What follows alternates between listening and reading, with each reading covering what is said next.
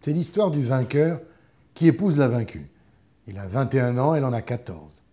En l'occurrence, le roi de France, qui, après avoir fait le siège militaire de la Bretagne, demande et obtient la main de sa souveraine.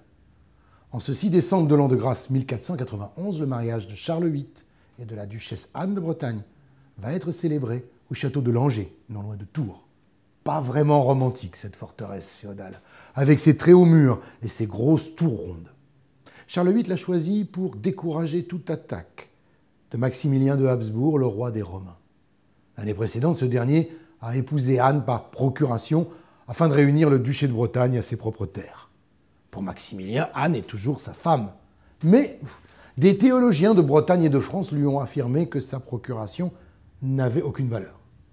N'empêche, pas crainte de le voir surgir à la tête de ses hommes, le roi a posté des troupes de soldats sur les rives de la Loire et à l'intérieur des terres pour veiller à la sécurité de la future reine et pour éloigner les curieux. À midi précise, Charles vient accueillir son épouse. Il est arrivé à Langeais le 25 novembre précédent, au lendemain de ses fiançailles avec Anne, secrètement bénie dans la chapelle de Notre-Dame de Bonne-Nouvelle de Rennes.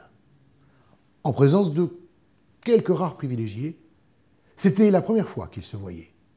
On avait maintes fois répété à Charles qu'Anne était boiteuse, alors il a ordonné qu'elle soit examinée.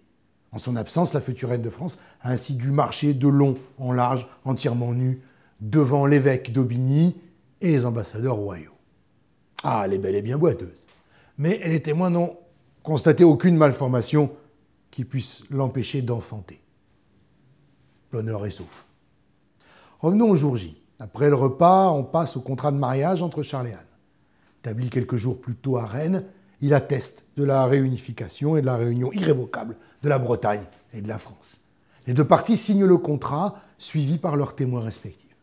Tiens, parlant de témoins, juste avant son départ, Charles VIII se retire avec Anne. Yves Brulon et 5 autres bourgeois de Rennes les suivent. Ils assistent à l'accomplissement de la consommation nuptiale, pourront attester à l'Europe entière que la duchesse est devenue librement reine de France et que sa défloraison n'a pas été forcée. Le mariage d'Anne de Bretagne, une journée un peu particulière à découvrir heure par heure dans l'Historia.